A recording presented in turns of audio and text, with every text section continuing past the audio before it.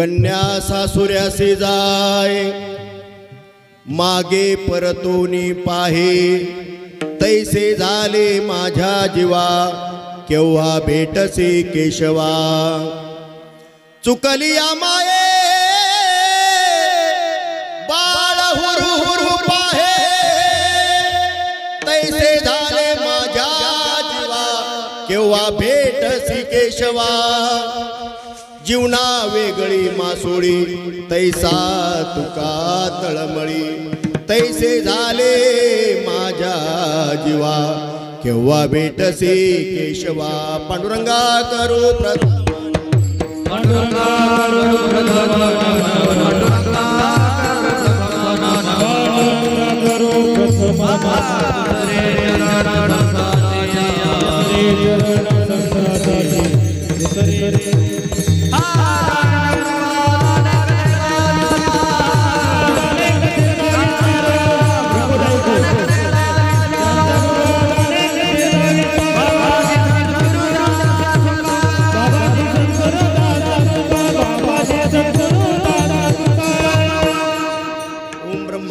परमसुखदं केवलं ज्ञानमूर्तिं द्वन्द्वातीतं गगनसदृशं तत्त्वमस्यादिलक्ष्यम् एकं नित्यं निर्मलमचलं सर्वदे साक्षिभूतं भावातीतं त्रिगुणरहितं सद्गुरुं नमामि गुरुर्ब्रह्मा गुरुर्विष्णु गुरुर्देवो महेश्वरा गुरु साक्षात् परब्रह्म तस्मै श्री गुरुवे नमः नमिला गणपती माऊली सारजा आता गुरुराया दंडवत गुरुराया चरणी मस्तक ठेविले आपुल्या स्तुतीला द्यावी मती ओम नमो ज्ञानेश्वरा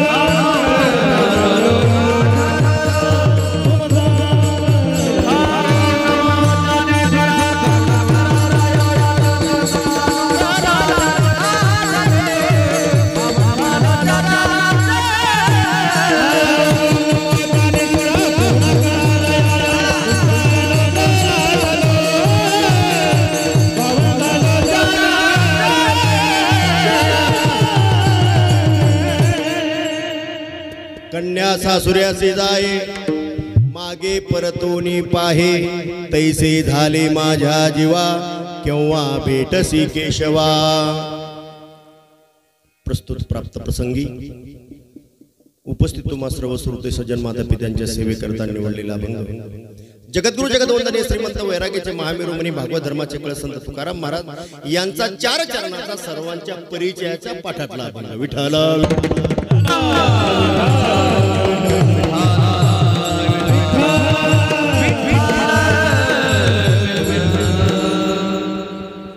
सेवेला सुरुवात करण्यापूर्वी थोडासा परिहार प्रतिवर्षाप्रमाणे याही वर्षी श्री क्षेत्र कासारवाडी तालुका सिन्नर जिल्हा नाशिक या आपल्या गावामध्ये प्रतिवर्षाप्रमाणे ही वर्षी अखंड हरिनाम सप्ताह तथा सर्व ग्रामस्थ मंडळीच्या सहकार्याने आणि विशेषत्व सर्व ग्रामस्थांच्या मार्गदर्शनाने वैकुंठवासी सुदामदेव महाराज आणि वैकुंठवासी सौ सरिताताई कासार यांच्या आशीर्वादाने हा सप्ताह या ठिकाणी सुरू आहे।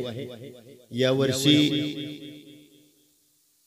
अखंड हरिनाम सप्ताहाचं 42वें वर्ष आणि 42व्या वर्षातील तिसऱ्या दिवसाची सेवा आपल्या सर्वांचे परमस्नेह आदरणीय विलास भाऊंनी फोनवर मला आपल्या या सेवेचं निमंत्रण दिलं, त्यामुळे या ठिकाणी आपल्या सेवेची संधी मला प्राप्त झाली। ज्यावेळेला माझ्या हातामध्ये पत्रिका आली त्यावेळेला मी जेव्हा कीर्तनकाराची ही लिस्ट पाहिली, एवढी मोठी मोठी दिग्गज मंडळी या लिस्ट मध्ये आहेत, त्या मानाने मी छोटा आहे। इथं भरोफुटाची खळगी भरण्याकरता MIT विश्वशांती विद्यापीठ MIT इंजिनिअरिंग कॉलेजमध्ये सर्व्हिस करतो आणि तुमच्यासारख्या सज्जनांनी बोलवलं तर सेवा म्हणून कीर्तन करतो. 4:15ला कॉलेज संपलं, 4:15ला प्रवास सुरू झाला. आता तुमच्या गावाला पोहोचलो. थोडा उशीर झाला त्याबद्दल आपल्या सर्वांची क्षमा. विठ्ठल विठ्ठल.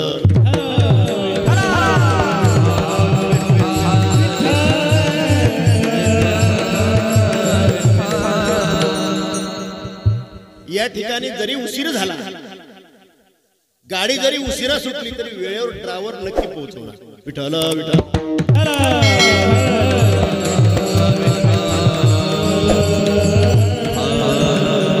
8 वर्षापूर्वी एकदा येण्याचा योग आला. 8 वर्षानंतर पुन्हा एकदा तुम्हा सर्व मायबापाचं दर्शन झालं. या ठिकाणी आलो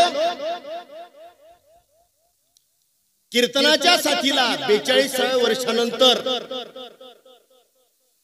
गंधर्वासारखं गायन करणारे गायनाचार्य माझ्या साथीला आहेत आणि स्वर्गामध्ये इंद्रानी मृदुंग वाजवावा तो मृदुंग आज आपल्या साथीला आहे. साथीदार आणि सिस्टीम तर महाराज नंबर 21, सिस्टीम 1 नंबर. आणि सर्व आपण आता काय बोलणार आहोत, काय गाणार आहोत, कसं कीर्तन ऐकणार आहोत त्याची शूटिंग सुद्धा करण्याची व्यवस्था आपण केली. एकूण अखंड हरिनाम सप्ताहाच्या आजच्या 3ऱ्या दिवसाची व्यवस्था ही नंबर 1 ची आहे. सर्वप्रथम तुमच्या व्यवस्थेला मी मानाचा मुद्रा करतो. व्यवस्था नंबर 1 ची आहे. पण आज जगद्गुरु तुकोबरा अवस्थेवर बोलणार आहे. व्यवस्था नंबर 1 ची आहे. पण 42 वर्षानंतर आपल्या अंतःकरणाचे अखंड हरिनाम सप्ताहामध्ये परमार्थ करण्याची अवस्था काय आहे, त्या अवस्थेचा आरसा आज तुकोबरा आज आपल्या समोर मांडतायत. विठ्ठल.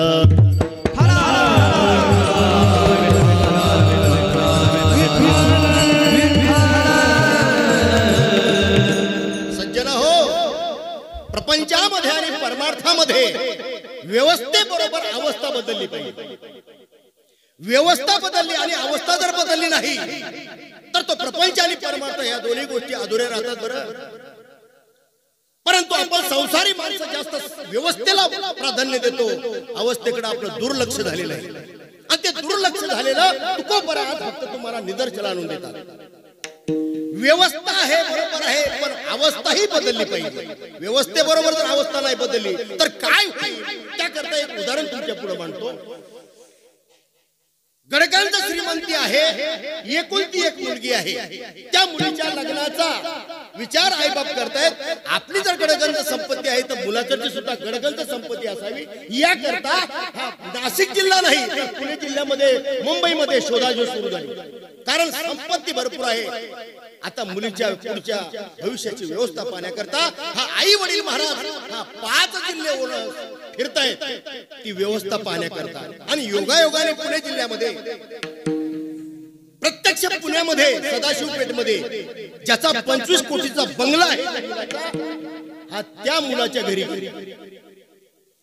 ज्या मुलाला 25 कोटीचा राहायला बंगला आहे आणि 50 लाखाच्या वर्षाला IT मध्ये सर्व्हिसचं पॅकेज आहे आणि फिरायला इंडियन गाडी नाही तर फॉरेनची BMW गाडी, अशी सगळी व्यवस्था आई वडिलांनी पाहिली. हो, आणि मुलीचं लग्न जुळलं महाराज. लग्न लागलं आणि मुलगी नांदायला गेली. बघता मुलगी नांदायला गेली. 1 वर्ष, 2 वर्ष, 4 वर्ष, 10 वर्ष, 20 वर्ष झाले. व्यवस्था नंबर 1 ची होती, पण 20 वर्ष मुलीची अवस्था बदलायला तयार नाही, म्हणजे मुलीला मूल व्हायला तयार नाही.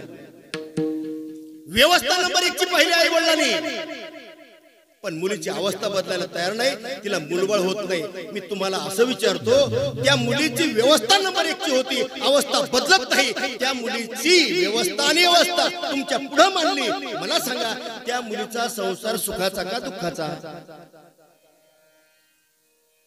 व्यवस्था नंबर 1 ची आई वडिलांनी पाहिली, पण मुलीची अवस्था बदलली नाही. परिणाम महाराज आई बाप दुःखी, सासू सासरे दुःखी, इकडे मुलगी दुःखी, मुलगा दुःखी आणि सगळे सोयरे सज्जन मंडळी महाराज दुःखी. कारण व्यवस्था नंबर 1 ची मुलीची पाहिली पण मुलीची अवस्था बदलली नाही. सज्जन हो, परमार्थातही तसंच आहे. व्यवस्थेबरोबर जर अवस्था बदलली नाही तर महाराज मनुष्य जन्माला येऊन हा काही उपयोग होणार नाही. म्हणून व्यवस्थेबरोबर अवस्था बदलावी याकरता महाराज साधू संतांनी हाडाची काढे रक्ताचं पाणी केलं. बरं सांगा ना माझ्या ज्ञानोबाची काय व्यवस्था होती त्या आळंदीमध्ये. आज जर माऊली ज्ञानोबाची आठवण जरी आली तरी महाराज अंतःकरण भरून येतं. अरे राहायला घर नाही, गावाच्या बाहेर झोपडी काढली, 4 घर भिक्षा मागावी तर धर्म मारताना माझ्या माऊलीच्या धुळीमध्ये माती. एक वेळचं पोटभर अन्न नाही, अंगाला अंगभर कापड नाही. काय व्यवस्था होती माझी ज्ञानोबाची. व्यवस्था नव्हती पण ज्ञानोबाची अवस्था सांगू. आजही 700 वर्षानंतर तुम्ही या आळंदीला माऊली ज्ञानराजाचा पालखी सोहळा आषाढीला ज्या वेळेला माऊली ज्ञानराजाच्या पादुकाचं प्रस्थान होतं, मानाच्या दिंड्या आतमध्ये असतात गाभाऱ्यामध्ये आणि अधिकारी मंडळी फक्त त्या समाधीजवळ असतात. आणि ज्या वेळेला माऊली ज्ञानराजा पंढरीश परमात्म्याला भेटण्याकरता निघणार, त्या पादुका ज्या वेळेला त्या अधिकारी मंडळी महाराज त्या पादुकाला हात लावतात. हात लावल्याबरोबर करंट लागावा असा थरथर थरांगाय कापायला लागतो. अंग थरथर कापता, कंठ सद्गदित होतो आणि अशा अवस्थेमध्ये जे घोष करतात सगळे वारकरी पुंडलिका वरदे हरी हरी हरी श्री ज्ञानदेव हरिनाथ भगवान माऊलीश्वर महाराज. असा जे घोष झाल्याबरोबर सगळं अंग शारून येतं वारकऱ्याचं, कंठ सद्गदित होतो आणि माऊली आता प्रस्थान झालं. डोळ्यातून आनंदाश्रूच्या धारा वाहतात वारकऱ्याच्या. व्यवस्था नव्हती माऊलीची पण आजही माऊलीच्या समाधीला स्पर्श झाला की महाराज आपल्या अंतःकरणाची अवस्था बदलली जाते. माझ्या माऊली ज्ञानोबाची व्यवस्था नव्हती पण काय अवस्था होती महाराज. काय आज 700 वर्षांनंतर काय माऊली ज्ञानोबाची कीर्ती आहे या जगामध्ये. महाराज फक्त वारकरी शहरले जात नाही तर ज्या वेळेला सिद्धेश्वराला देखील कळतं की माझा ज्ञाना आता पंढरीश परमात्म्याला भेटण्याकरता निघाला, महाराज त्या सिद्धेश्वराचं अंतःकरण गहिवरून येतं, बरं भरून येतं. आणि आजही या ज्ञानोगामध्ये महाराज लोक म्हणतात तो सोन्याचा का चांदीचा कळस आहे. हो पण आजही माऊली ज्ञानोबाचं प्रस्थान झाल्याबरोबर महाराज तो कळस असा हलतो आजही. 700 वर्षानंतर माऊली ज्ञानोबाला 700 वर्ष झाली समाधीस्थ होऊन. ज्ञानोबाची व्यवस्था नव्हती पण आज 700 वर्षानंतर त्या समाधीची काय अवस्था आहे. आजही महाराज तो कळस असा हलतो. माऊली ज्ञानोबाची व्यवस्था नव्हती सज्जन हो पण अंतःकरणाची अवस्था.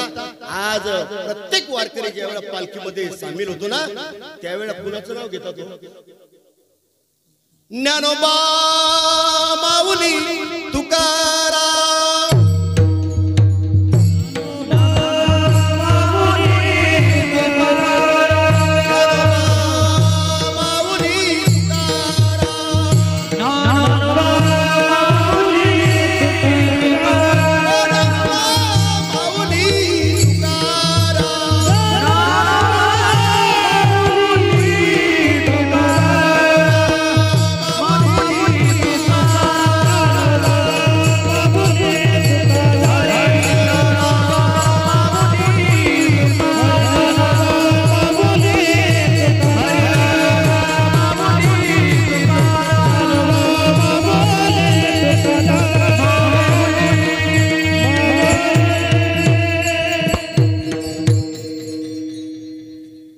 ज्ञानोबाची व्यवस्था नव्हती पण माझ्या ज्ञानोबाची काय अवस्था आहे. 700 वर्षानंतर लाखो वारकऱ्याच्या मुखामध्ये एकच वाक्य ज्ञानोबा माऊली तुकाराम. माऊली ज्ञानोबाची व्यवस्था नव्हती पण अवस्था मात्र उच्च कोटीची होती.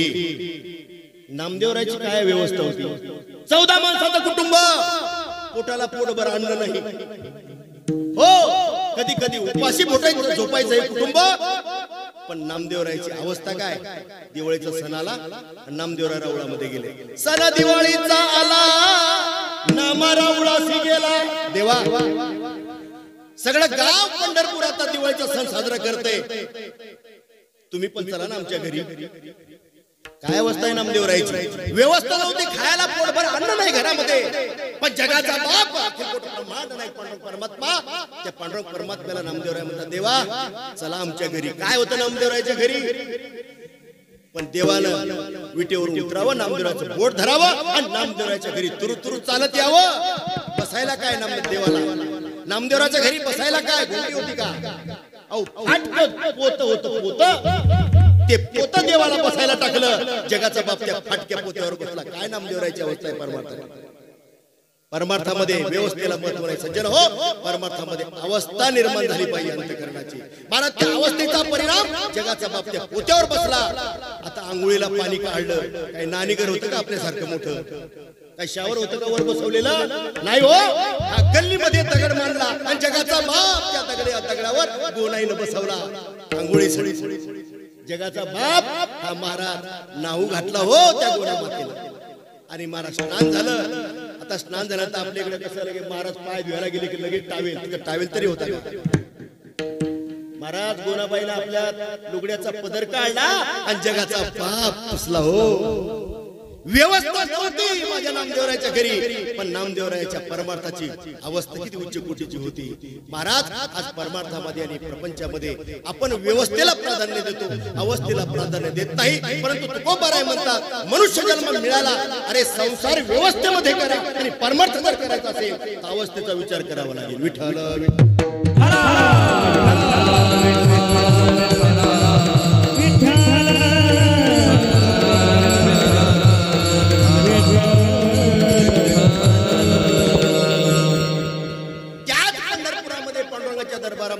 रोज भगवंताची सेवा करणारे चोखोबाराय. काय व्यवस्था होती? दिवसभर मेलेले ढोर ओरायचे आणि पांडुरंगाच्या मंदिराच्या समोर जायचं. मंदिरात प्रवेश नाहीये, पण अंतःकरणाची काय अवस्था? महाराज मंदिराच्या समोर जावं माझ्या चोखोबारायने. जोहार माय बाप जोहार. दारामधून देवाला नमस्कार करावा, जोहार घालावा आणि तो जोहार पांडुरंगाच्या कानावर जावा आणि पांडुरंग परमात्म्याने विटेवर उतरावं आणि रावळाच्या बाहेर येऊन चोखोबारायला उराउरी काय अवस्था आहे चोखोबारायची? अरे व्यवस्था नव्हती चोखोबारायची, पण अंतःकरणाची त्या भक्तीची काय अवस्था होती? प्रत्यक्ष पांडुरंग परमात्म्याने महाराज हा चोखोबाराला येऊन आलिंगन द्यावं. काय व्यवस्था होती महाराज? व्यवस्था नव्हती पण अवस्था. अरे चोखोबाराय पंढरपूरला वारीला आणि इकडे माईचे 9 महिने 9 दिवस भरले आणि जगाचा बाप त्या विटेवर. आणि इकडे ज्या वेळेला पोटामध्ये महाराज ती वेळ आली आणि त्या शेवटच्या ज्या कळा सुरू झाल्या त्यावेळेला डोळ्यामध्ये पाणी आलं आणि अंतःकरणापासून आवाज दिला, पांडुरंगा अरे तुझा सखा तर तुझ्या बेटीला वारीला निघून गेला, आता माझं बाळपण कोण करणार? अंतःकरणापासून फक्त आठवण केली त्या पांडुरंग परमात्म्याची. पांडुरंग परमात्मा महाराज अख्खा पंढरपूर सोडलं, लाखो वारकरी सोडले आणि बहिणीचं रूप धारण करून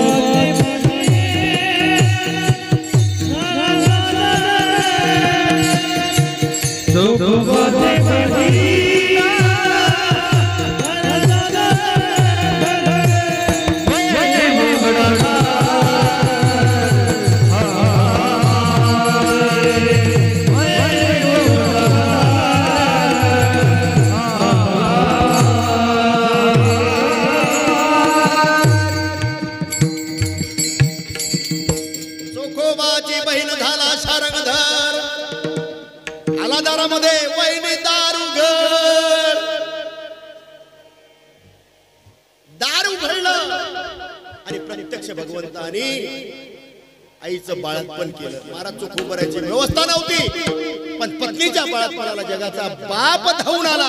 ही तुम्ही माझ्या चोखोबारायची अवस्था आहे. आज परमार्थामध्ये व्यवस्थापन पाहणारी माणसं अवस्थेकडे आपलं दुर्लक्ष झालं आणि ते दुर्लक्ष होऊ नये याकरता संत महात्मे हा प्रत्येक युगानुयुगे या मृत्यू लोकांमध्ये आले आणि तुम्हाला मला सावध करण्याचा प्रयत्न केला. यारे यारे लहान थोर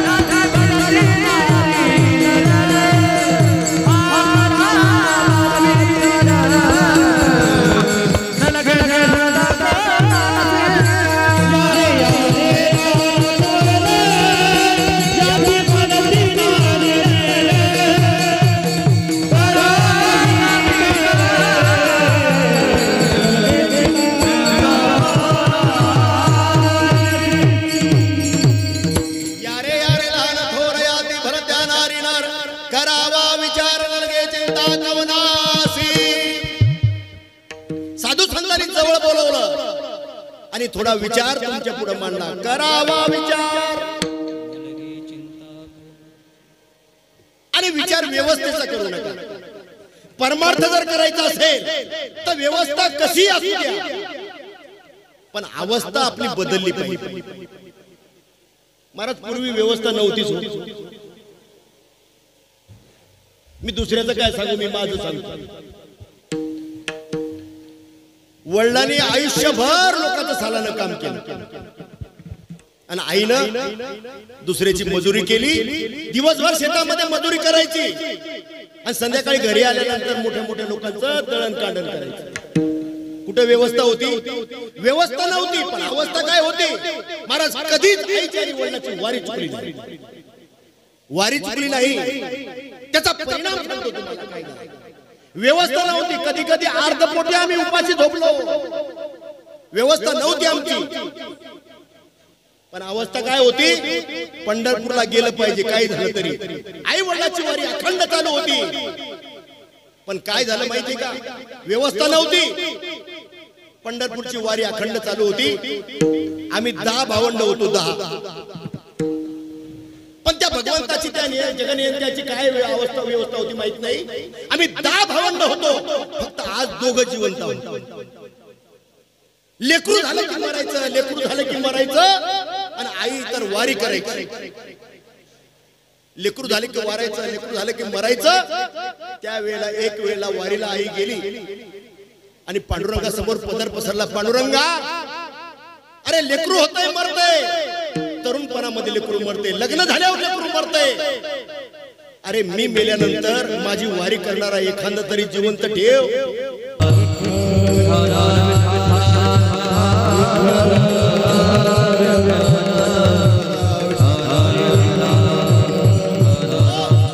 पांडुरंगा, अरे आजपर्यंत अर्धपोटी राहिले, उपाशी झोपले, पण प्रपंचाची तक्रार तुझ्या समोर कधी केली नाही. पांडुरंगा, पण मी गेल्यानंतर तुझी वारी करणारा एखादा तरी लाल जिवंत ठेव.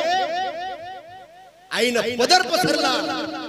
महाराज जो वारी करतो ना त्याची झोळी भगवंत कधीच खाली ठेवत नाही बरं. आणि तो माझ्या आईला अनुभव आला. महाराज वारी झाली आणि आई घरी आली आणि महाराज देवाच्या कृपेनं 9 महिने 9 दिवस भरले.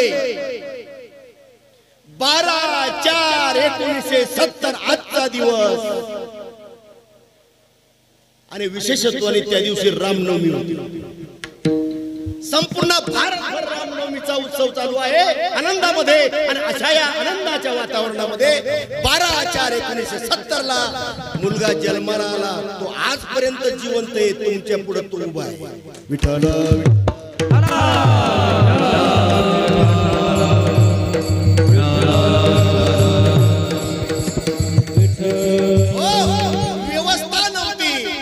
अंतकरणाची माय बापाची अवस्था महाराज ती माझ्या कामाला आज आली.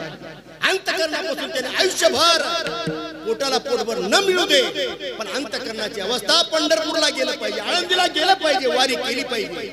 महाराज त्याचा परिणाम असा झाला जो मुलगा जन्माला आला आजच्या दिवशी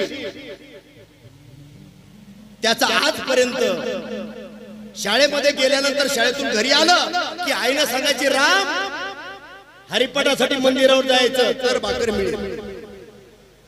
हे शिकण्यासारखं आहे माऊल्यांनो. आपल्या मुलाला जर काही संस्कार करायचे असतील तर पूर्वीच्या आई मायांनी केलेले ते संस्कार आज कमी पडले. घरी शाळेतून दप्तर टाकलं की आईने सांगायचं बाळा पहिले हरिपाठाला जायचं मंदिरावर, मंदिरावरून घरी आल्यानंतर मग जेवायचं. हे संस्कार बालपणामध्ये जे चालले आजही असो हरिपाठ झाल्याशिवाय जेवण करून हरिपाठ झाल्याशिवाय जेवायचं नाही. महाराज त्या आईने केलेले संस्कार. परिस्थिती खरंच गरिबीची होती. किती गरिबीची होती. माझं जेवढं शिक्षण झालं त्या शिक्षणाच्या काळामध्ये मला एकही शनिवार सुट्टीचा मिळाला नाही आणि एकही रविवार मिळाला नाही. शनिवार रविवार लहान होतो तेव्हापासून आई बरोबर दुसऱ्याच्या शेतामध्ये खुरपायला जायचं. आमच्याकडे निंदायला म्हणतात. हो निंदायला जायचं. शनिवारी अर्धा दिवस आणि रविवारी पूर्ण दिवस. कधीच महाराज माझ्या आयुष्यामध्ये मला सुट्टी घेता आली नाही. कारण मला समोर दिसायचं ना. जर कामाला नाही गेलं तर आपल्याला शिक्षण होणार नाही. शिक्षण जर झालं नाही तर ही परिस्थिती बदलणार नाही. म्हणून शिक्षण झालं पाहिजे याकरता महाराज सुट्टी पाहिली नाही. आणि सुट्टी पाहणार तरी कसं. शनिवारी माय भाकरी घेऊन जायची शेतामध्ये.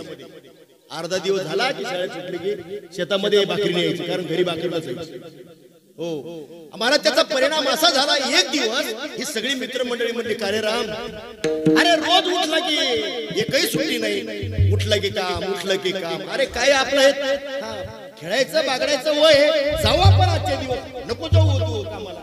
शनिवारचा दिवस माय भाकर घेऊन गेली रानामध्ये. विदर्भामध्ये आईला माय म्हणतो बरं का. माय घेऊन गेली भाकर शेतामध्ये आणि मुलं तर म्हणतात आग्रह धरला राम आता बस आज खेळायचं चला.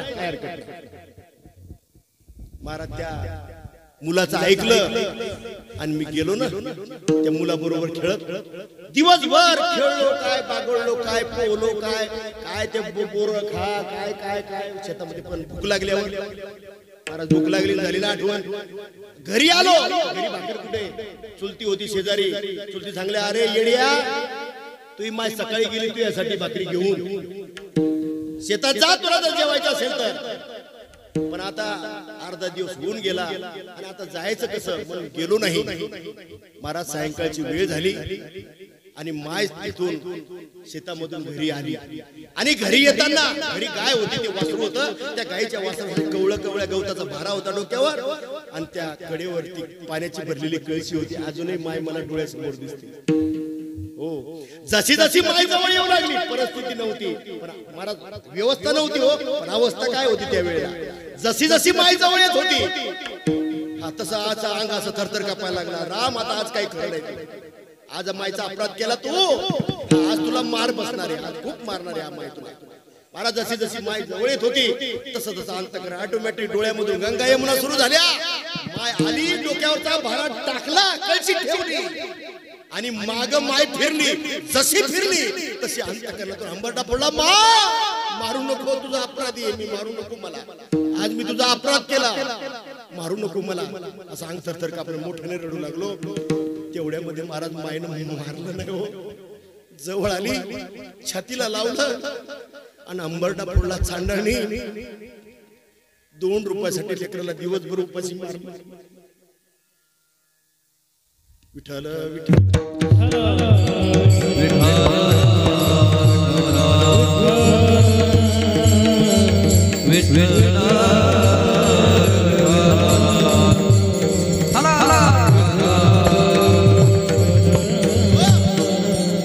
पूर्वी व्यवस्था अंत करण्याची अवस्था मात्र उच्च कोटीची होती बरं. आज परमार्थामध्ये व्यवस्था आहे. चला आता अखंड हरिनाम सप्ताह कासारवाडी हे तीर्थक्षेत्र आहे. या ठिकाणी 42 वर्ष सेवा चाललेली आहे. व्यवस्था नंबर 1 ची आहे. मी तुम्हाला मानाचा मुद्रा सुद्धा घातला. आता थोडा अवस्थेवर बोलतो. 42 वर्षानंतर तुमचा नक्की पक्का विचार झाला असेल असं मला वाटतं. जाऊ द्या, कोरोना आला, बरेच आपली रक्तमासाची माणसं गेली, पण आपल्याला मात्र देवाने जिवंत ठेवलं ना आपल्याला. कोणी ठेवलं जिवंत? सगळ्याचा विश्वास आहे का? आपल्या सगळ्याला कोरोनामध्ये अनेक माणसं गेली, पण आपल्याला देवाने जिवंत ठेवलं. मी सगळे जेवढे जिवंत आहेत सगळ्यांना मी एक प्रश्न विचारतो. आता इथून पुढे जर देवाने आपल्याला जिवंत ठेवलं तर इथून पुढच्या आयुष्यामध्ये आपल्याला प्रपंच करायचा का परमार्थ करायचा? तुमच्या अंतःकरणाची अवस्था जाणून घेण्याकरता हा मी प्रश्न विचारतो. 42 वर्ष आपण हा अखंड हरिनाम सप्ताह करतात. आपल्या अंतःकरणाची आज काय अवस्था आहे? प्रपंच करायचा का परमार्थ करायचा? इथून पुढे देवाने जिवंत ठेवलं, आयुष्य जर मिळालं तर तुम्हाला प्रपंच करायचा का परमार्थ करायचा?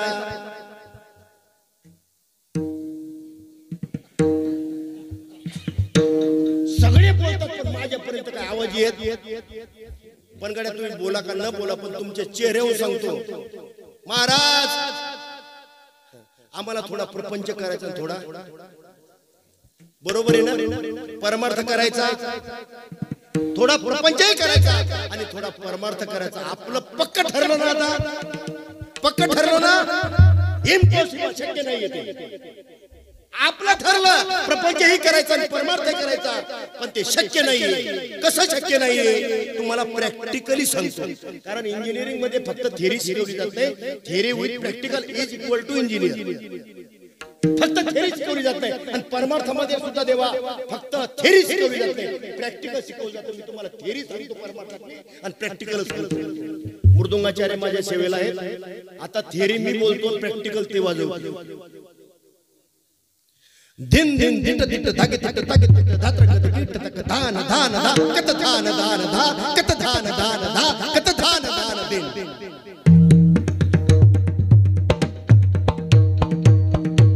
कत धान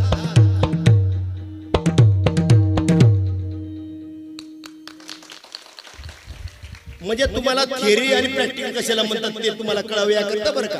माझं काही बडपण सांगण्याकरता नाही. जे मी बोललो त्याला थेअरी म्हणतात आणि त्यांनी वाजवलं, घासलं ते त्यांनी वाजवलं, याला म्हणतात practical. Theory with practical is equal to मृदुंगाचार्य.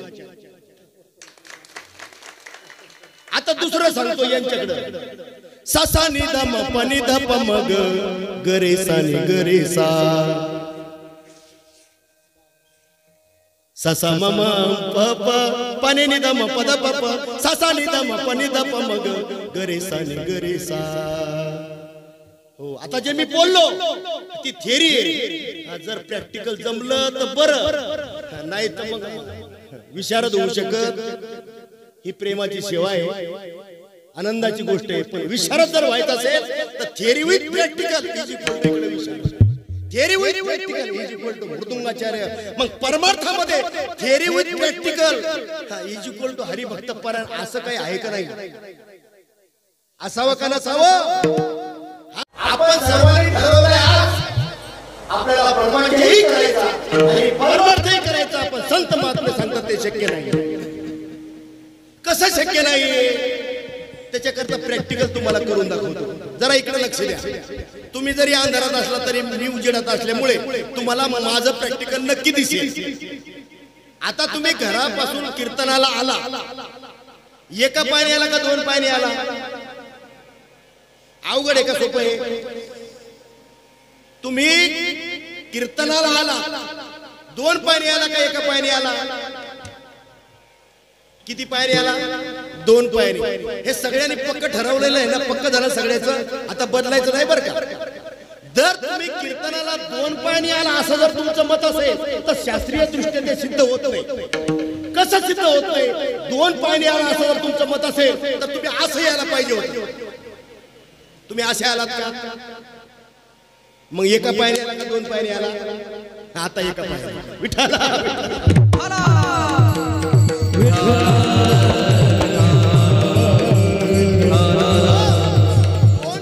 सिद्ध होतंय शास्त्राप्रमाणे. कारण परपंचाने परमार्थ शास्त्र सोडून करू शकत नाही आपण. मग जर दोन पायरी सिद्ध होत नाही तर आता काहीच म्हणाले की नाही मला एका पायरी आला, पण एका पायरी तरी सिद्ध होतंय का? एका पायरी आला असं जर तुमचं मत असेल तर कसं यायला पाहिजे होतं माहितीये का? एक पाय असा वर ठेवायला पाहिजे होता आणि असं यायला पाहिजे होतं. असे आलो का आपण? थोडा हा वर करायचा असं यायला पाहिजे होतं आपण. असे आलो का आपण? मग कसे आलो? दोन पाणी आलो हे सिद्ध होत नाही. एका पाणी आला असं जर तुमचं मत असेल तर तेही सिद्ध होत नाही. पण आलो तर खरं. मग कसे आलो? तर आता शास्त्र सांगतं की तुम्ही कसे आला. शास्त्राचं मत सांगतो तुमच्या पुढं. शास्त्राचं मत जर तुम्हाला चालण्याचं कळालं तर परमार्थाचं कळेल याकरता सांगतो. विठाला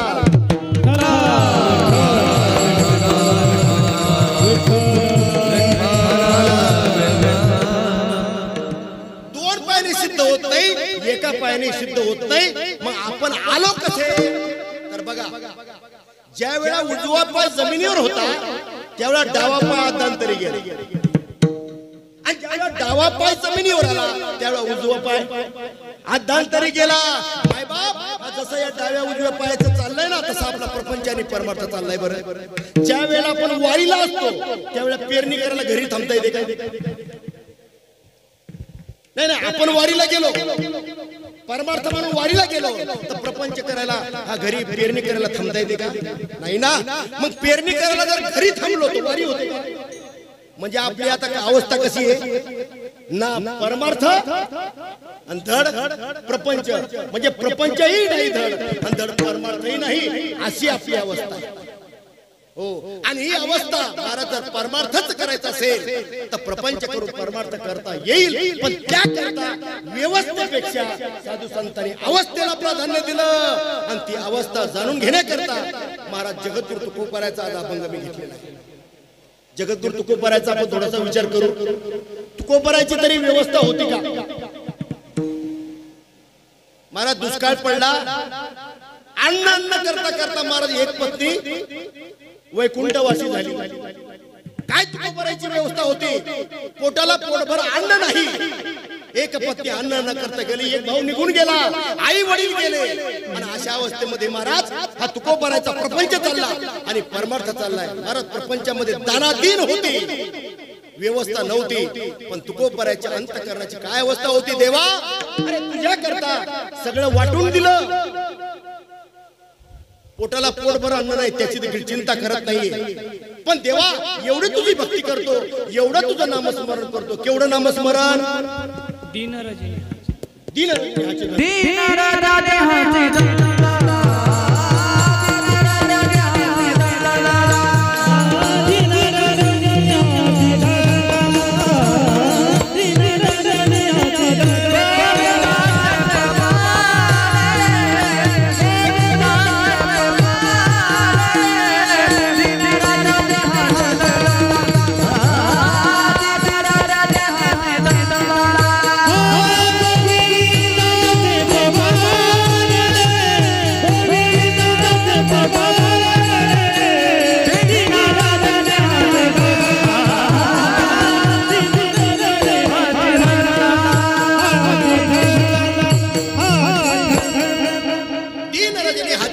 गोविंदाचे पोवाडे रात्र दिवस पांडुरंग ध्यानी, पांडुरंग म्हणे जागृत स्वप्ने पांडुरंग.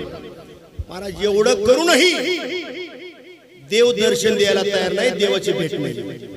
त्यावेळेला तुकोबाराया देवाकडे मागणं का मागता, देवा अरे रात्र दिवस प्रपंच धुळीला मिळाला आणि अखंड तुझं नामस्मरण करतो, पण कधी मला तुझं दर्शन होईल? भेट लागली जीवा लागली. तुकोबारायच्या अंतःकरणामध्ये अंतःकरणापासून देवाला फक्त एकदा भेटण्याची आस निर्माण झाली, पण देव दर्शन देत नाहीये. तुकोबारायची अवस्था महाराज उच्च कोटीची पराकोटीची वाढत चालली. तुकोबारायची अवस्था देवाच्या भेटी करता, ती अवस्था तुमच्या पुढे मांडतो, नंतर तुम्ही त्याच्यावर गायचं.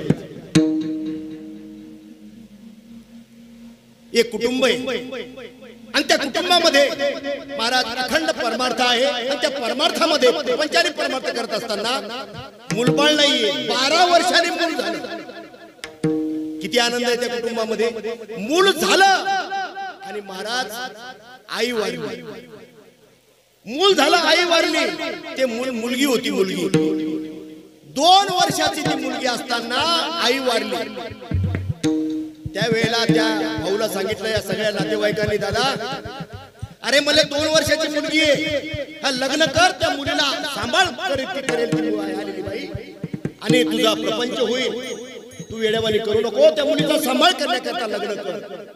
पण महाराज त्या दादाचं त्या मुलीवर एवढं प्रेम होतं, हा त्याने सांगितलं हा मला काही झालं तरी माझी लेक हा मला सांभाळायची. जर मी लग्न केलं आणि एखादी जर ती आली आणि माझ्या मुलीला जर तिने पारख केलं तर, म्हणून महाराज तो भाऊ आयुष्यभर बिना लग्नाचा. आता ही 2 वर्षाची मुलगी सांभाळायची कशी. महाराज रोज उठायचं, तिला नानमाकू घालायचं, हा तिचे केस विंचरायचे, तिला कपडे घालायचे, हा तिचं जेवण करायचा डबा बनवायचा, कपडे घालायचे. महाराज शाळेमध्ये उचलून कडेवर बापांनी यायचं. बाप आई हो अशी एकुलती एक मुलगी लग्न करता हा महाराज ती मुलगी शिकवली ग्रॅज्युएशन पर्यंत. मुलगी 18-20 वर्षाची झाली. त्यावेळेला पाहुणे म्हणले, दादा हो मुलगी आता मोठी झाली, आता लग्न करावं लागेल. महाराज ज्या मुलीसाठी आयुष्यभर महाराज बिना लग्नाचा हा बाप राहिला आणि आता शेवटी लग्न करावं लागणार. पाहुणे पाहायला आले. सुंदर गोरीगुंटी मुलगी होती आणि महाराज ती मुलगी पसंत केली, सोयरीक झाली. तेव्हापासून बापाचा जीव झुरणी लागला की आता लग्नाची तारीख उजाडणार आणि माझं लेकरू मला पारख होणार. महाराज आई नाही आणि आता बाप सांभाळ करत होता. आता लग्न जुळलं आणि महाराज लग्नाची तारीख जवळ आली आणि तारीख लग्नाचा तो दिवस उजाडला. सगळे पाहुणे रावणे मंडळी आली, दिवस उजाडला. सकाळी मुलीला हळद लागली. हळद लावत असताना त्या मुलीला आईची आठवण झाली. आई तू असते तर तुला किती आनंद वाटला असता. महाराज मुलीला हळद लागत होती, पण त्या मुलीच्या आईच्या आठवणीने मुलीला डोळ्यातून अश्रूच्या धारा वाहत होत्या. सकाळी हळद लागली, साखरपुडा झाला. हा मुलीला आठवण सारखी येत होती. इकडे आनंदाचा क्षण होता तिच्या आयुष्यामधला, परंतु तिला आईची आठवण आली की डोळ्यामधून धारा लागायच्या. सायंकाळचे 6:30 वाजले. लग्नाची वेळ आली. महाराज लग्नाची वेळ झाली. एका बाजूला नवरदेव, एका बाजूला नवरी उभी राहिली. म्हणजे अंतर पाठ धरला आणि आता लग्नाला सुरुवात होणार. तेवढ्यामध्ये ब्राह्मण काकाने सांगितलं, ओ वर्मा इकडे या.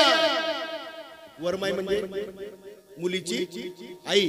कशा करता 5 मंगलाष्टक होईपर्यंत तुळशीवरून जाऊन पाशी उभं राहायचं आणि 5 मंगलाष्टक होईपर्यंत कळस भरल्या पाण्याची कळशी घेऊन उभं राहायचं आणि त्या पाण्याची धार सारखी त्या तुळशीवरून जाऊन टाकण्याकरता आपली संस्कृती, आपली परंपरा आहे.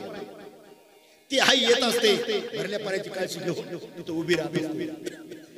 आणि ज्या वेळेला महाराज वर्मायला बोलवा म्हटल्या बरोबर महाराज त्या मुलीला आठवण आईची झाली. काका माई जिवंत नाही हो, माई जिवंत नाही, माईची आठवण करू नका. महाराज त्या बोलल्यावर आईची आठवण आल्याबरोबर लग्नाला उभी राहिली मुलगी, पण आईची आठवण जागृत झाल्याबरोबर डोळ्यातून धारा लागली.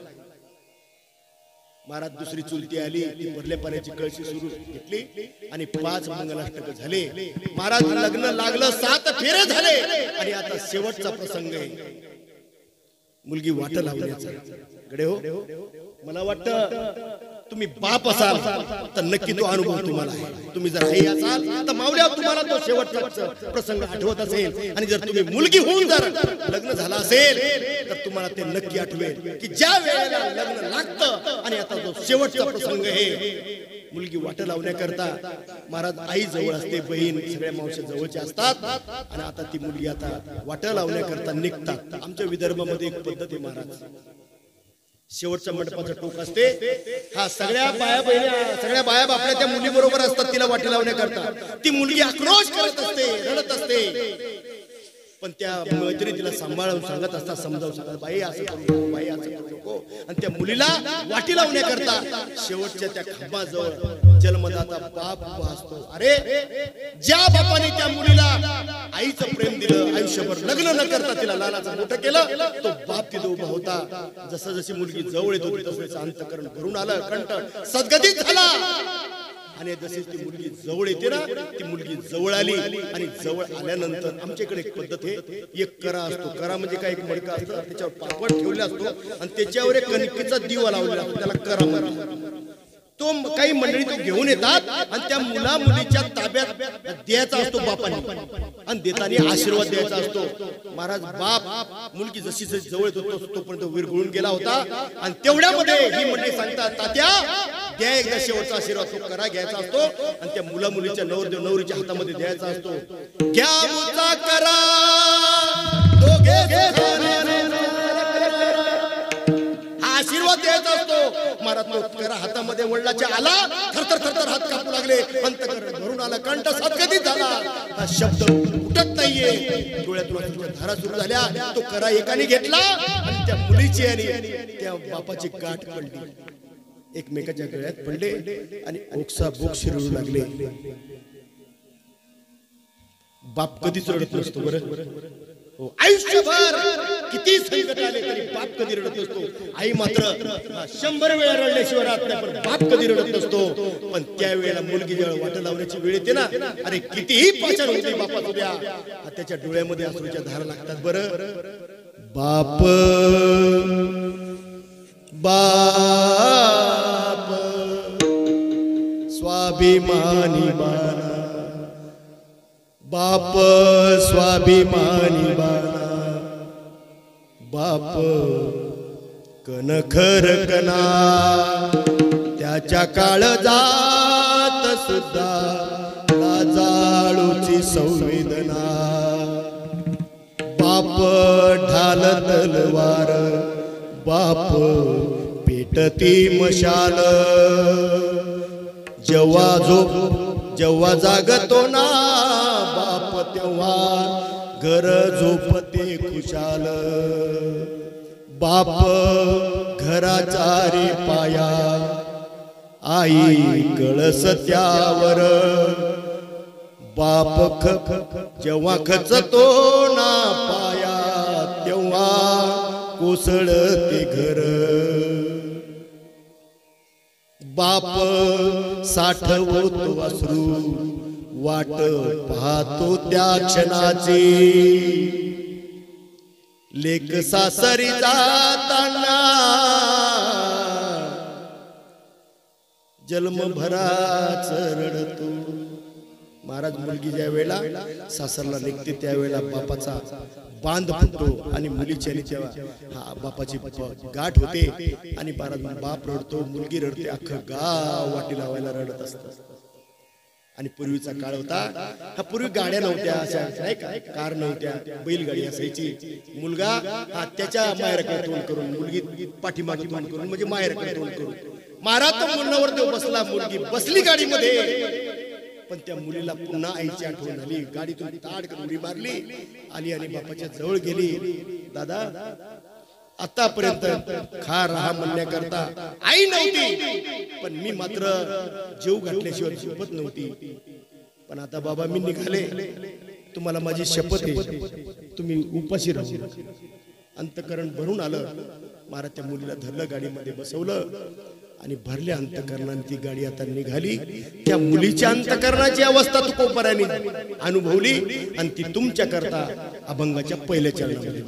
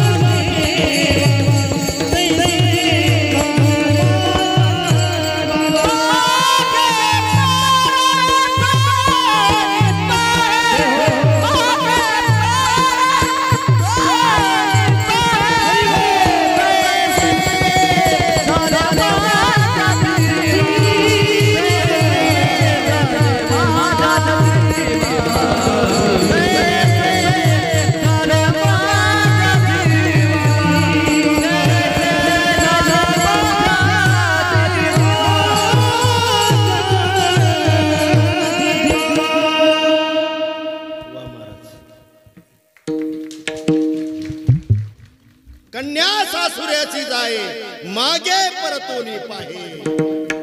त्या मुलीची जशी अवस्था झाली ना महाराज माहेर सोडताना, तसे तुकोबाराय म्हणतात देवा अरे रोज तुझं नामस्मरण करतो, त्या मुलीसारखा रोज रडतोय तरी तुम्हाला दर्शन देत नाहीस. तुकोबाराय देवा करता रोज रडायची, रोज रडायची.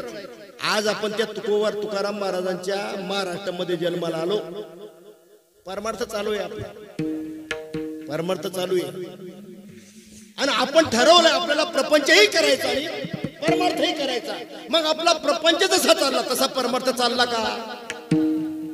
मला सांगा, आपला जन्म झाला, आपण आई पाहिली का नाही पाहिली?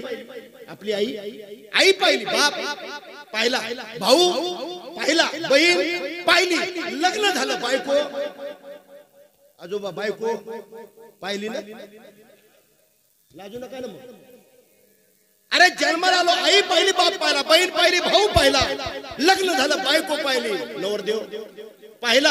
आतापर्यंत आपला प्रपंच चालू आहे. आई पाहिली, बाप पाहिला, बहीण पाहिली, भाऊ पाहिला, अरे लग्न झालं, बायको पाहिला, नवरदेव पाहिला, प्रपंच झाला. आता परमार्थ करायचा. तुम्ही देव पाहिला का?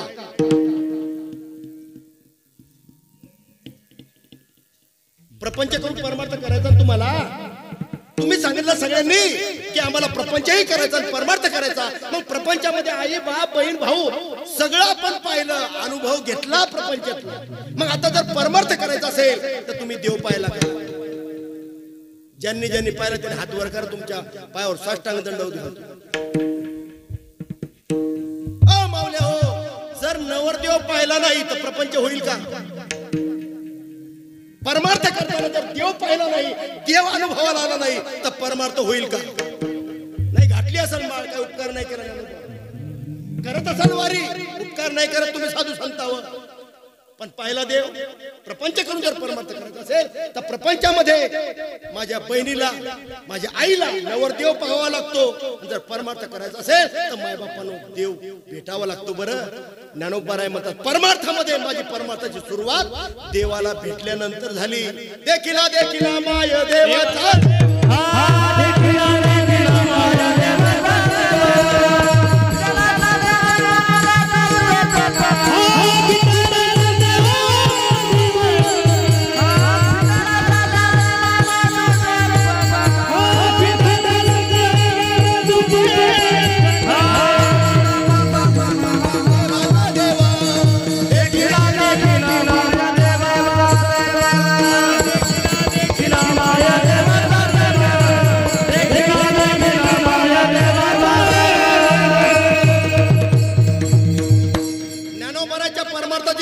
देखिला देखिला माय देवाचा देव. ज्ञानोबाराय म्हणतात मी देव पाहिला. तुकोबाराला विचारलं, तुकोबारा हा देव भेटत नाही, रात्रंदिवस तुम्ही रडताय, देव भेटावं या करता. नाथबाबाला विचारलं, नाथबाबा तुमची काय अवस्था आहे, तुम्ही देव पाहिला का? नाथबाबा म्हणतात मला विचारता तुम्ही? अरे श्रीखंडाच्या रूपानं देवानं पाणी भरलं 36 वर्ष. आजही नाथबाबाची अवस्था काय आहे? नाथबाबाला जाऊन 800-300 वर्ष झाली, पण आजही जोपर्यंत देवाची कावड त्या रांजणामध्ये पडत नाही तोपर्यंत नाथबाबाचा रांजण भरत नाही. आजही अवस्था नाथबाबाची. त्या नाथबाबाला विचारलं, नाथबाबा तुम्ही देव पाहिला का नाही पाहिला?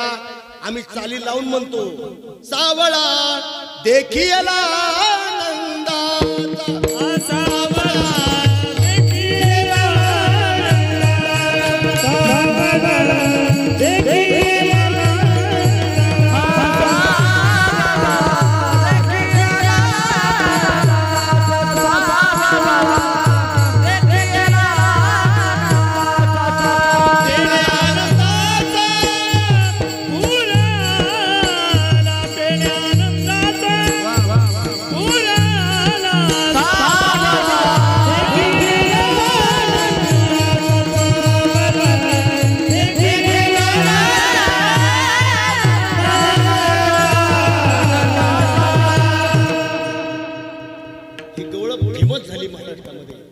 तेने आनंदाचा पुराला.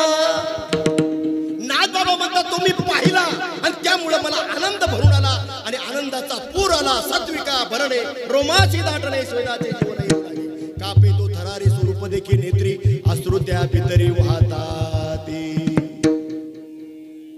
मग ज्ञानोबा म्हणतात मी देव पाहिला, परमार्थ सुरू झाला. शांतीब्रह्म एकनाथ महाराज म्हणतात मी देव पाहिला, परमार्थ सुरू झाला. पण तुकोबारायाची अडचण आहे, देवाचं दर्शन होत नाही, परमार्थाची सुरुवात नाही. अखंड नामस्मरण चाललं पण देवाची भेट होत नाही. महाराज त्या मुलीसारखे तुकोबारा रडायचे हो. कन्या सासुऱ्याची जाय मागे परतोनी पाय तैसे झाले माझ्या जीवा, केव्हा भेटसी केशवा. तुकोबाराची अवस्था महाराज वाढत चालली, उच्च प्रतीची होत चालली. त्याच्याकरता हा तुकोबाराने आपला अनुभव मांडताना दुसरं एक उदाहरण दिलं, मी बोलतो नंतर म्हणा.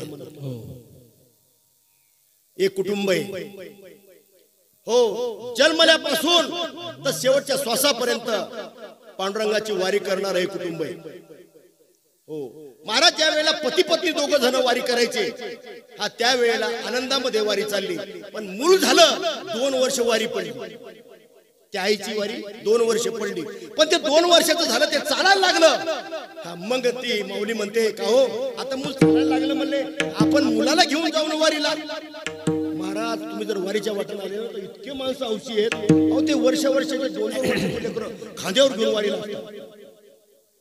नाही तेवढं प्रेम असतं महाराज त्या वारीवर त्यांचं. बरं हा आईने सांगितलं हा मालकाला, आणि ते मालक मला काय अडचण नाही, चला आपण लेकराला घेऊन जाऊ. महाराज त्या लेकराला खांद्यावर घेतलं आणि आल्या आळंदीला. माऊली ज्ञानोबाराचं प्रस्थान झालं आणि अख्खा वारकरी समाज लाखोच्या संख्येने आळंदी ते पंढरपूर वारी, आणि पंढरपूरला वाखरीवर गेले. माऊली ज्ञानोबाराय वाखरीवर आले, नाथबाबा वाखरीवर आले, हा तिकडनं निवृत्तीनाथ आले, गजानन महाराज आले, महाराष्ट्रातले तिकडं सगळे साधू संत त्या वाखरीवर एकत्र आले. तुम्ही जर आला असाल वाखरीवर सगळ्या दिंड्या आल्यानंतर तर तो काय सोहळा आहे महाराज, तो सुख सोहळा स्वर्गी ना. आणि महाराजांजवळ सगळे संत एकत्र आले आणि तिथे ज्या वेळेला सगळ्यांचं उराउरी भेटी झाल्या आणि आता सगळे संत पंढरपुरात निघाले, हा त्यावेळेला काय जयघोष महाराज. त्या जयघोषामध्ये सगळे वारकरी महाराज तल्लीन झाले. ज्ञानोबा तुकोबारायचं भजन चाललेलं आहे. काय त्या पावल्या, काय तो आनंद. तेवढ्यामध्ये महाराज ते लेकरू खांद्यावर त्या बापाच्या, आणि तोही अशा पावल्या खेळतो, तोही पावल्या खेळतो. तेवढ्यामध्ये ते लेकरू म्हणतं बाबा मला पण खेळू द्या ना. मग ते खाली उतरवलं आणि चालल्या पावल्या खेळलं. काय महाराज तेवढ्या गरदारोळामध्ये कसाला लोंढा पाठीमागून आला काही कळलं नाही. बाप एकीकडं, मूल एकीकडं आणि आई एकीकडे. दशमीचा दिवस, अरे लेकरू चुकलं. रात्रभर शोध गेला पण लेकराचा शोध लागत नाहीये. सकाळी एकादशी उजाडली, महाराज एकादश सुरू झाली, दुपारी 12 वाजले, लेकरू भेटत नाहीये आणि लेकराला आई भेटत नाही. मला सांगा ती आई जेवली असेल का? फराळचं केलं असेल तिने, लेकरू भेटलं नाही तर बाप जेवला असेल नाही ना. महाराज बापही भुकेलेला आणि आई देखील उपासी, आणि या लेकराची काय अवस्था. फक्त लेकरू रडतंय आई आई आई, त्याला काही बोलता येत नाही, त्याला काही कोणाची ओळख नाही. आणि सगळ्या त्या पंढरपुरामध्ये हा महाराज त्या आईच्या नावानं टाहो फोडते. त्या मुलाची जशी अवस्था झाली ना, हा तशी तुकोबारायची अवस्था देवाला भेटावा, देवाच्या भेटी करता झाली. त्या लेकरासारखी अवस्था अभंगाचं 3रं चरण. चुकलिया माये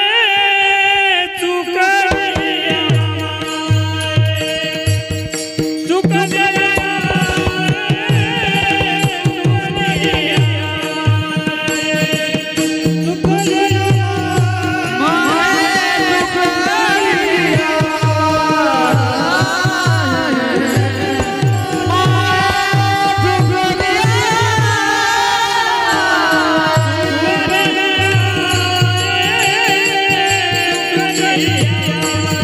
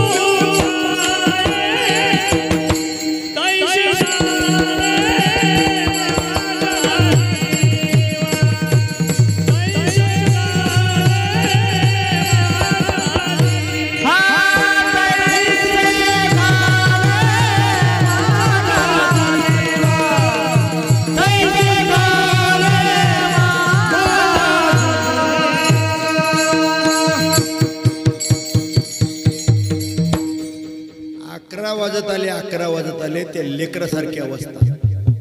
चुकलिया माये बाळ हुरहुर पाहे. पंढरपुरामध्ये ते लेकरू ज्याप्रमाणे आईचा शोध घेते पण आई भेटत नाही, तुकोबरायची तशीच अवस्था झाली. बरं मग ज्यावेळी आई भेटत नाही, रात्र गेली, दुपारचे 12 वाजत आले. महाराज जर आई जर त्याला भेटत नसेल तर त्याला रडू नसेल आलं? ते लेकरू रडत असेल का नसेल? तुकोबराय म्हणतात तैसे झाले. मग आजपर्यंत आपण देव पाहिला नाही, आपल्याला देव भेटला नाही, अशी अवस्था एखाद्या दिवशी देवासाठी झाली का आपली? नाही, देव मला भेटला नाही, अजून देवाचं मला दर्शन झालं नाही, याच्याकरता एखाद्या दिवशी आपल्या डोळ्यामध्ये अश्रू आले? तुकोबराच्या अंतकरणामध्ये ती अवस्था निर्माण झाली त्या लेकरासारखी आणि त्या मुलीसारखी. महाराज एवढ्यावरही ती अवस्था थांबली नाही तर तुकोबाईची अवस्था उच्च कोटीला गेली. किती उच्च कोटीला? एखाद्या वेळेला मुलीचं लग्न झालं, सासरला गेली, मुलं बाळ झाली की मुलगी विसरू शकते. एखाद्या वेळेला ते मूल लहानाचं मोठं झालं, आई जरी नाही भेटली तरी ते देखील आईला विसरू शकते. पण पाण्यातला मासा जर पाण्यातून बाहेर काढला तर पाण्याशिवाय जगेल? एवढी उच्च कोटीची अवस्था झाली. आपण जीवन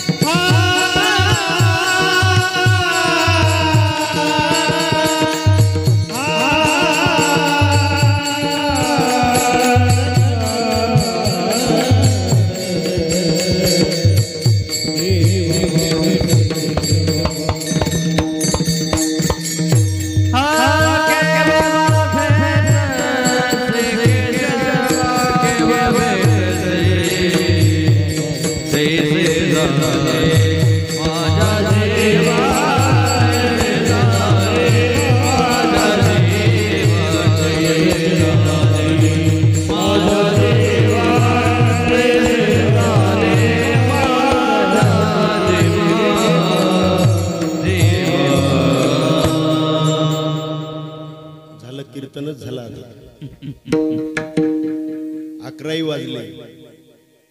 हो, तुकोबाराय म्हणतात त्या मुलीसारखी अवस्था झाली, त्या मुलासारखी अवस्था झाली तरी देव भेटत नाही. शेवटी तुकोबारायची उच्च कोटीची अवस्था निर्माण झाली, माशासारखी अवस्था झाली.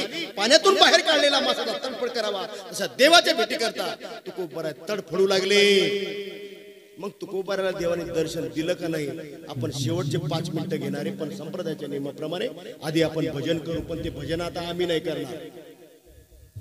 सगळ्यांनी आता पुढे समोर बसला हात वर करायचे. मोठ्या प्रेमाने देवाने भेट द्यावी याकरता जसं तुकोबाराने भजन केलं तसं भजन करायचंय. विठ्ठल माझा माझा माझा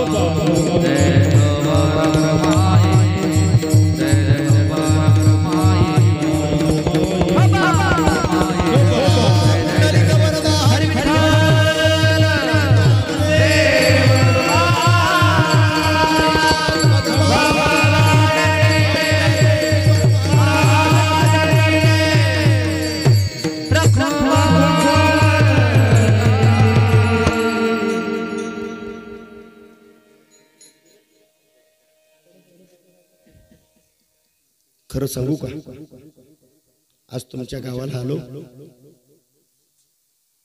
एवढे हार घालून स्वागत, योग्यता नसताना, पात्रता नसताना, खरं सांगतो तुम्हाला, माझ्या लग्नात यातला एक असा एकही हार नव्हता.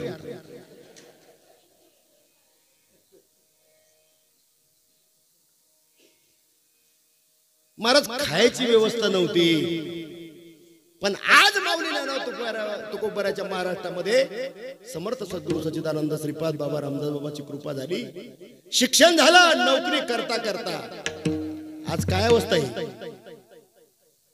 वास्तविक जर पाहिलं तर मृदुंगाचार्य कीर्तनाच्या सेवेला आले, गायनाचार्य कीर्तनाच्या सेवेलाच आले, टाळकरी मंडळी सेवेलाच आली, आणि तुम्ही देखील ऐकणारे सेवेलाच आले. पण ग्रामस्थांनी हार दुसऱ्या कुणाच्या गळ्यात घातला का बरं? वास्तविक आपण सगळे जण सेवक आहोत. आज अखंड हरिनाम सप्ताहाचे हार फक्त कीर्तनकाराच्याच गळ्यात घातले का? त्याचं कारण आहे अवस्था. कणभर महाराज समर्थ सद्गुरूने दिलेल्या नामाचा अनुग्रह प्राप्त झाल्यानंतर कणभर त्या नामाचं अखंड चिंतन करण्याचा प्रयत्न केला. अंतःकरणामध्ये हा तो अनुभव जागृत झाला, तो प्रकट झाला, आणि अनुभव आले अंगात ते जगा ते तसे फक्त सांगायचं काम करतोय. लोक ऐकतात आणि किती प्रेमाने महाराज देवासारखं स्वागत करतात, देवासारखं महाराज वंदन करतात. नाथ बाबा म्हणतात तुम्हाला देखील ते करता येईल, तुम्हालाही होता येईल. एका जनार्दनी ऐसा ज्याचा ने तो देवा परम पूज्य जगी. तुम्हालाही मनुष्य जन्म मिळाला. नाथ बाबा संत महात्मे सांगतात त्याप्रमाणे तुमच्या जीवनाचं जर तुम्ही आचरण ठेवलं, तुम्ही वागण्याचा प्रयत्न केला, तर ही अवस्था तुम्हालाही प्राप्त होऊ शकते, तुम्हालाही प्राप्त होऊ शकते.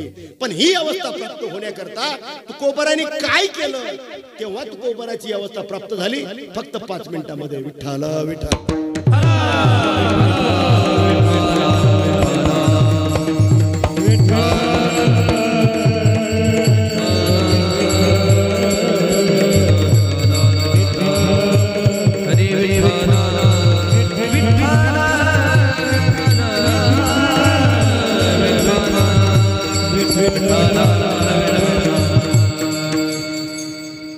तुकोबराची माशासारखी अवस्था झाली.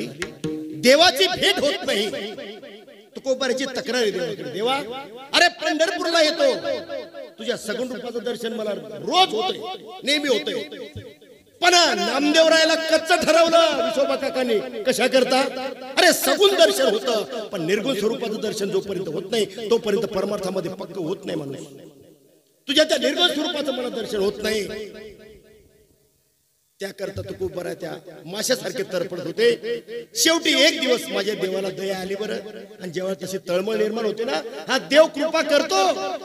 हा महाराज कृपा कसा करतो? तो स्वतः कृपा करत नाही, तर प्रत्यक्ष पांडुरंग परमात्मा गुरुच्या रूपाने, सद्गुरूच्या रूपाने तुकोबराच्या जीवनामध्ये येतात. माझ्या विठोबाचा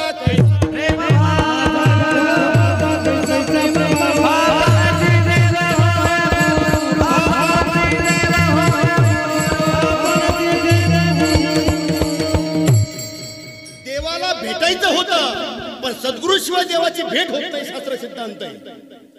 आणि ज्या वेळेला बाबाजी चैतन्यासारखे समर्थ सद्गुरू तुकोबराच्या जीवनामध्ये आले, तो दिवस होता माघ शुद्ध दशमी पाहुणे गुरुवार. केला अंगीकार तुका म्हणे. माघ शुद्ध दशमीचा दिवस बाबाजी चैतन्याच्या रूपाने प्रत्यक्ष पांडुरंग परमात्मा आले. तुकोबराला समोर बसवलं, मस्तकावर हात ठेवून लावून हात सांगितली चिंता न करावी. मस्तकावर हात ठेवला, आणि हात ठेवल्यानंतर काय दिलं माहिती का तुम्हाला? बाबाजीने स्वप्ने येऊन तुकयाला अनुग्रह दिदला निज प्रती. मस्तकावर हात ठेवला आणि तुकोबराला अनुग्रह केला. माहिती का तुम्हाला अनुग्रह? किती लोकांना अनुग्रह माहिती? हात वर करा. वा वा वा वा, आहेत की राव? शाबास. हा परमार्थ करायचा का? तुकोबराय म्हणतात देवाची भेट व्हावी असं वाटते का? तर तो अनुग्रह प्राप्त झाला झाला पाहिजे. तुकोबराच्या जीवनामध्ये माघ शुद्ध दशमीचा दिवस उजाडला. बाबाजी चैतन्याने मस्तकावर हात ठेवला आणि तो अनुग्रह प्राप्त झाला. आणि ज्यावेळेला अनुग्रह प्राप्त होतो ना हा त्यावेळेचं देवाचं दर्शन होत असते. तुकोबराला देवाचं दर्शन झालं. हे माझं मत नाही, तुकोबाऱ्याने लिहून ठेवलं. आणि ज्या वेळेला डोळे बंद आणि त्या नामाचं अनुग्रहाचं चिंतन सुरू झालं त्यावेळेला तुकोबाराय म्हणतात हा माझ्या हृदयामध्ये जो विटेवर आहे हा तो या कायारूपी शरीरामध्ये काया ही पंढरी आत्मा हा विठ्ठल. तिकडे पंढरपूर आणि तो विटेवर पांडुरंग परमात्मा विठ्ठल. तसा याही काया ही पंढरी आणि आत्मा हा विठ्ठल. त्या विठ्ठलाचं दर्शन मला झालं.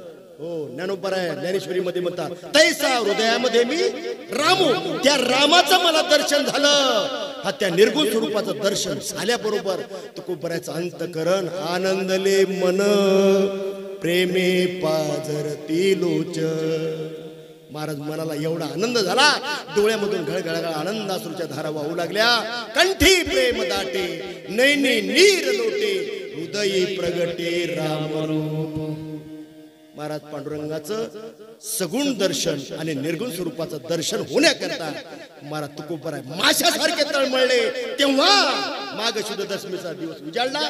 बाबाजी चैतन्यासारख्या समर्थ सद्गुरूची भेट झाली आणि भगवंताचं दर्शन झालं. अखंड हरिनाम सप्ताह 42 वर्ष चाललाय. तुम्हालाही वाटत असेल की देवाने आपल्यावर कृपा करावी आणि देवाचं दर्शन आपल्याला व्हावं. पण तुकोबराला जो अनुभव प्राप्त झाला जी प्रचिती प्राप्त झाली ती आम्हालाही प्राप्त व्हावी. तर सज्जन हो तुकोबराची जी अवस्था आहे हा त्या लेकीसारखी आपली अवस्था झाली पाहिजे. त्या मुलासारखी अवस्था आपल्या अंतकरणाची झाली पाहिजे. त्या माशासारखं जसे प्रपंचाकरता आपण तरफडतो ना हा तसं देवासाठी जोपर्यंत अंतकरणामध्ये तळमळ निर्माण होत नाही तोपर्यंत सद्गुरू भेटत नाही. आणि सद्गुरू भेटल्याशिवाय देवाचं दर्शन होत नाही. म्हणून तुकोबराय म्हणतात परमार्थ करायचा का सद्गुरू वाचोनी सापडे ना सोय धरावे ते पाय आधी आधी. पण आमचं वेगळं उलट चाललं. समर्थ सद्गुरू सच्चिदानंद श्रीपाद बाबा हा त्यांची अमृतवाणी म्हणले जेवायला आम्ही आधी. कीर्तन आलेलं कोण कोण उपाशी हातवर करा. एकटा कीर्तनकार जर सोडला तर सगळे जेवलेले. आम्ही जेवायला आधी झोपायला बंगल्याच्या मधी आणि भजनाला कधी मधी. तुकोबराय म्हणतात परमार्थ जर करायचा असेल तर सद्गुरू वाचवणे सापडे ना सोय. तर सद्गुरूची शरणागती धरावे ते पाय आधी आधी. आमचं आधी सगळं चाललंय. सद्गुरू नाही अनुग्रह नाही आणि अनुभवही नाही. आणि तो अनुभव यावा याकरता तुकोबराय म्हणतात लागून या पाया विनवितो तुम्हाला करे टाळी बोला मुखी नाम. सद्गुरूची शरणागती करा नामाचा अनुग्रह प्राप्त होईल आणि त्या देवाचं दर्शन झाल्याच्या खुणा त्याला अष्टसात्विक भाव म्हणतात. त्या अनुभवाच्या खुणा तुमच्याही जीवनामध्ये प्राप्त होतील. तुकोबरायने देवाला विनंती केली ऐसे वर्म मज दावी नारायणा अंतरीच्या खुणा प्रगटवणी. तुकोबराला ते भक्तीचं वर्म बाबाजी चैतन्याच्या रूपाने सद्गुरूंनी दिलं आणि महाराज तुकोबराच्या अंतकरणातल्या खुणा प्रगट झाल्या. कंठ सत्य झाला. डोळ्यात आनंदाश्रूच्या धारा अंगावर रोमांच उभे राहिले. तुकोबराय म्हणतात कृत्य कृत्य झालो इच्छा केली ते पावलो. तुकोबराय म्हणतात आज पिचले माझे कोडे. महाराज देवासाठी तुकोबराय रडत होते. आज देवाचं दर्शन झालं. तुकोबरायचं समाधान झालं. आपलं समाधान होण्याकरता अखंड हरिनाम सप्ताहाचं नियोजन आहे. 42 वर्ष झालं आपलं समाधान आणि व्हावं याकरता हे कीर्तन आहे. कीर्तन म्हणजे टाइमपास नाही. कीर्तन म्हणजे मनोरंजन नाही. कीर्तन म्हणजे जन्मोजन्मीची किरकिर संपण्याकरता हे कीर्तन आहे. आणि ते जर सुटावं असं जर वाटत असेल आणि ती किरकिर आपल्या जन्मामागची जर सुटावी असं वाटत असेल तर जीवनामध्ये तुकोबराय जे केलं ते तुम्हाला करावं लागेल. सद्गुरूची शरणागती केली परमार्थ सुरू झाला. ज्ञानोबरायांनी परमार्थ सुरुवात करत असताना सद्गुरू निवृत्तीनाथाची शरणागती केली. अनुग्रह समजून घेतला. परमार्थाची सुरुवात झाली. शांती ब्रह्म एकनाथ महाराजांनी जनार्दन पंथाची शरणागती केली. अनुग्रह समजून घेतला. परमार्थाची सुरुवात झाली. माझ्या नामदेवरायाने विसोबा क्षेत्राची शरणागती केली. सद्गुरूची शरणागती केली. नामाचा अनुग्रह प्राप्त झाला. परमार्थाला सुरुवात झाली. देवाचं दर्शन झालं. आज आपल्या परमार्थाची सुरुवात माळ घातली असेल परमार्थाची सुरुवात नाहीये. वारी करत असाल परमार्थाची सुरुवात नाहीये.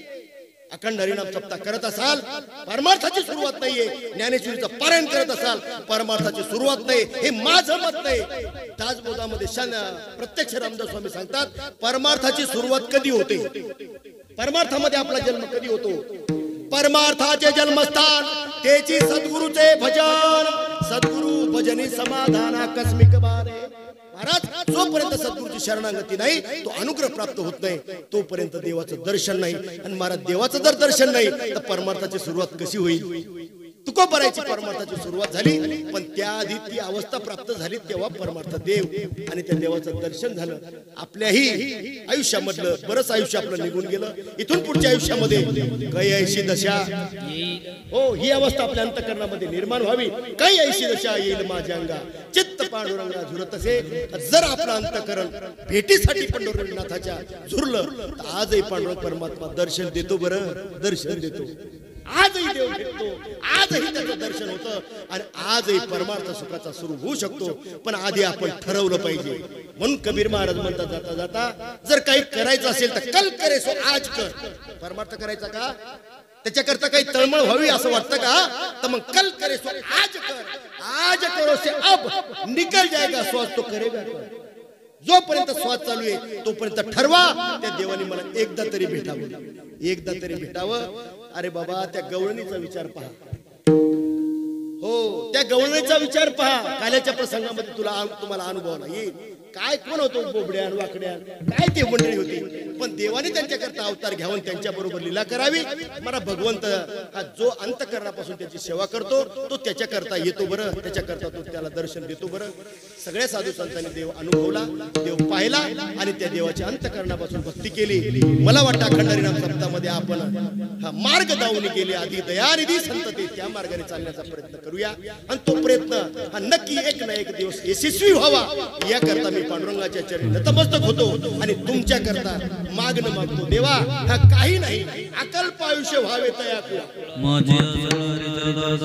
ज्यांनी आज कीर्तनकाराची मी ती पत्रिका वाचली बाबा, संत भोजन. अरे काय शब्द आहे ते मी वाचलं. संत पूजन. आम्ही संत आहे पण काय भाव आहे तुमचा. वा वा वा. नाही तर गावोगाव आम्ही जातो. एकदा धुळ्याला गेलो होतो, कीर्तन झालं, ते कीर्तन आवडलं, ते लोक भेटले, म्हणले महाराज काय म्हणले आमना सप्ताह गुत्ता लेतच काय. त्या ऐराणीमध्ये म्हणजे गुत्ता म्हणजे उक्ता, कीर्तनकार उक्ता, टाळकरी उक्ते, गायक उक्ते, मृदुंगाचार्य उक्ते, पारायण करणार व्यासपीठ झालं तोही उक्ता. उक्ता म्हणजे काय? आधी ठरवायचा आणि नंतर आणायचा असा परमार्थ चालला सगळीकडे.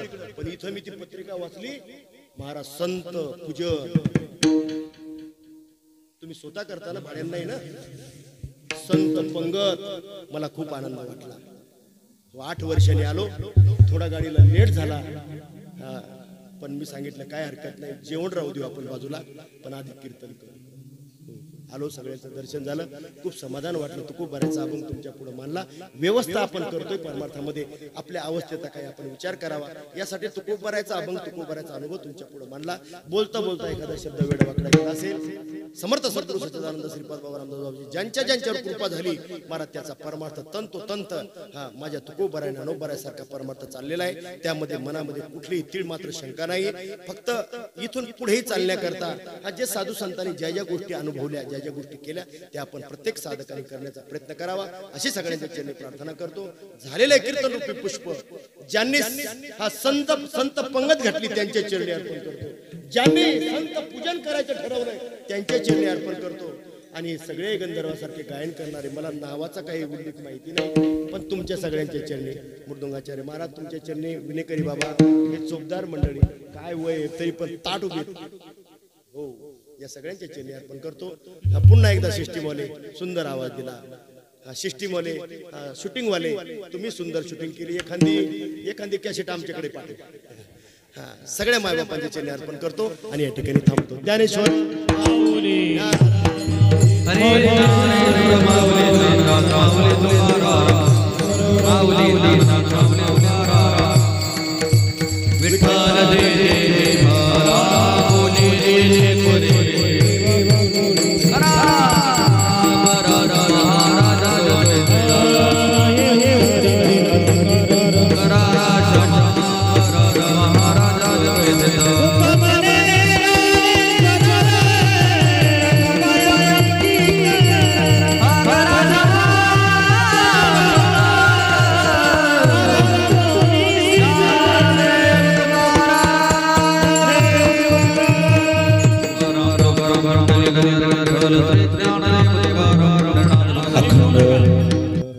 सप्ताह श्री क्षेत्र कासरवाडी आणि आपल्या या कासरवाडी गावातील छोट्याशा या गावामध्ये चालू असलेला हा आपला नामयज्ञ सोहळा.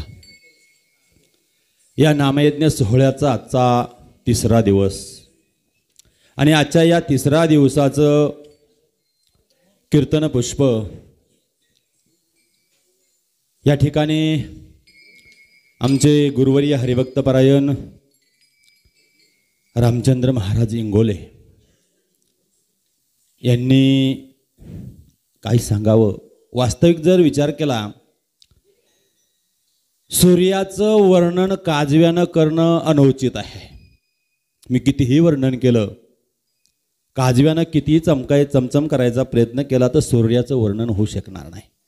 म्हणून मायबापा हो, लेकराप्रमाणे जीव लावणारे महात्मे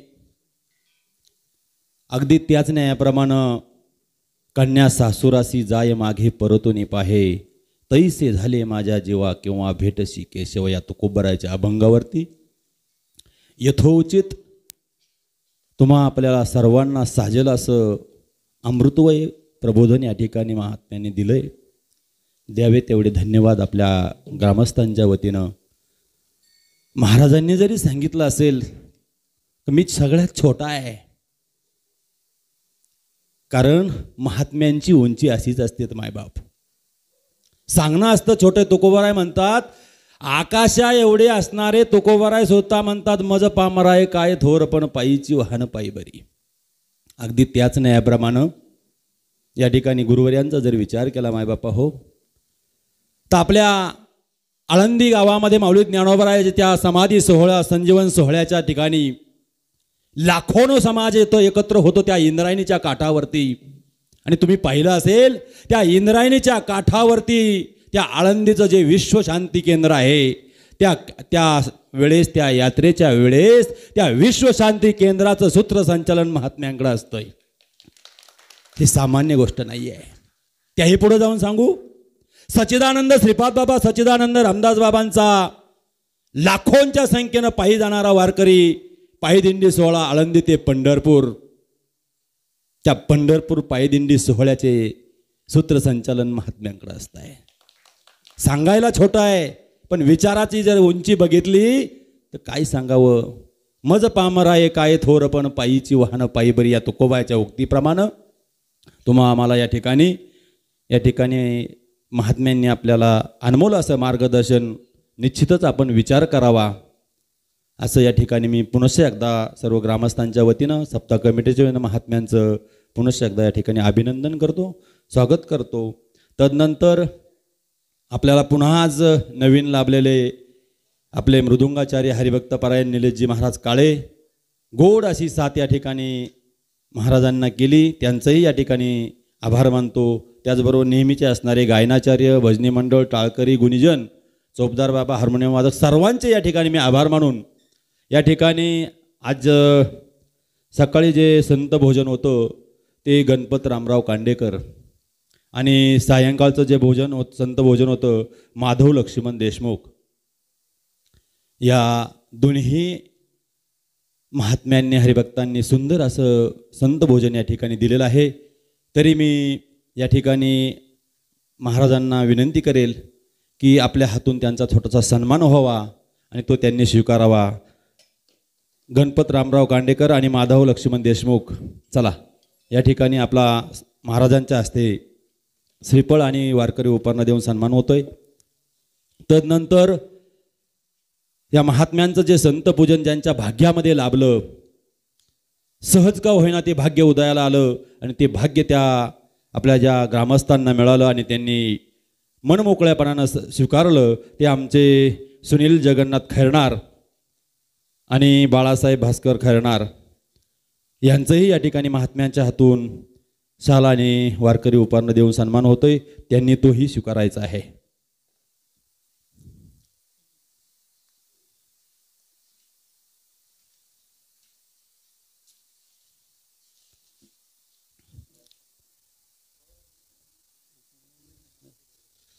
दुसरं महाराजांनी मगाच सांगितलं,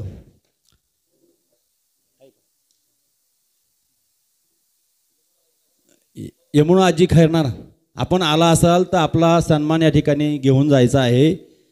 मानाचं श्रीफळ आणि अर्क उपकरण घेऊन जायचे. त्याचबरोबर महात्म्यांनी या ठिकाणी सांगितलं की आजचा दिवस हा त्यांचा आपल्या व्यावहारिक सत्तेप्रमाणे जन्मदिवस, म्हणजे आपण व्यावहारिक सत्तेमध्ये वाढदिवस करतो. मी महाराजांना आपल्या ग्रामस्थांच्या वतीनं, सर्व सप्ताह कमिटीच्या वतीनं वाढदिवसाच्या हार्दिक शुभेच्छा देतो. आणि वाढदिवसाच्या निमित्तानं आम्हा लेकरांकडून फुल नाही फुलाची पाकळी म्हणून महाराजांचाही या ठिकाणी सन्मान करायचा आहे. ते आमच्या सप्ताह कमिटीचे अध्यक्ष भगवानराव देशमुख यांना मी विनंती करेल, महाराजांना वारकरी उपारणं आणि श्रीफळ द्यायचं आहे, कारण त्यांचा आज वाढदिवस आहे. त्या वाढदिवसाच्या निमित्तानं ते आपल्या छोट्याशा गावामध्ये या ठिकाणी हजर झाले, त्यांचाही या ठिकाणी सन्मान करायचा आहे. तदनंतर